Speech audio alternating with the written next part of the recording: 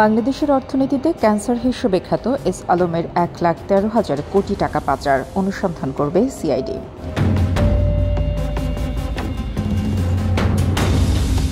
শিল্পগোষ্ঠী S Alam গ্রুপের মালিক সাইফুল আলম, তার স্ত্রী ও সন্তানদের বিরুদ্ধে 1,13,245 কোটি টাকা বিদেশে পাচারের অভিযোগে অনুসন্ধান শুরু করেছে অপরাধ তদন্ত বিভাগ।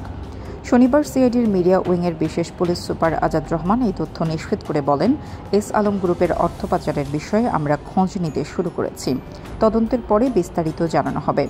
এদিকে এ বিষয়ে গতকাল সিআইডির এক প্রেস বিজ্ঞপ্তিতে বলা হয়, এস আলম গ্রুপের বিরুদ্ধে মানি লন্ডারিং আইনে অনুসন্ধান কার্যক্রম শুরু করেছে সিআইডি।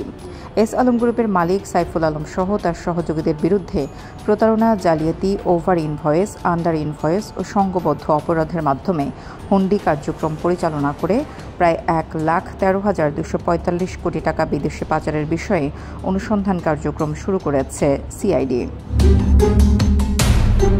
বিজ্ঞপ্তিতে আরও বলা হয়, বিভিন্ন সূত্র থেকে জানা যায়, এস আলম সহ সন্দেহভাজন ব্যক্তিরা বাংলাদেশের নাগরিকত্ব বাতিল করে একদিনের ব্যবধানে আবার বাংলাদেশে স্থায়ীভাবে বসবাসের অনুমতি গ্রহণ করছেন। তারা সিঙ্গাপুর, মালয়েশিয়া, সাইপ্রাস ও ইউরোপে বাংলাদেশ থেকে অর্থ পাচার করে নিজের এবং তাদের স্বার্থ সংশ্লিষ্ট ব্যক্তি ও প্রতিষ্ঠানের মাধ্যমে স্থাবর অস্থাবর সম্পদ ক্রয় ও ব্যবসা পরিচালনা করেছেন। বিজ্ঞপ্তিতে বলা হয়, পাচার করা অর্থে তারা সিঙ্গাপুরে প্রায় 245 কোটি 74 লাখ টাকার পরিশোধিত মূলধনের ক্যানারি লজিস্টিক প্রাইভেট লিমিটেড নামের একটি প্রতিষ্ঠান প্রতিষ্ঠা করেছেন।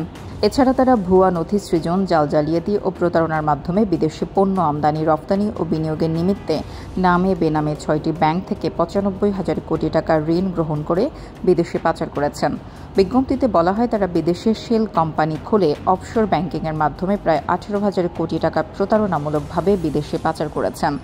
এস আলম, তার স্ত্রী ফারজানা পারভিন, ছেলে আহসানুল আলম, আশরাফুল আলম সহ তাদের স্বার্থ সংশ্লিষ্ট অন্য ব্যক্তিদের সহযোগিতায় বিদেশে মানি লন্ডারিং করেছেন বলে প্রাথমিক প্রমাণ মিলেছে।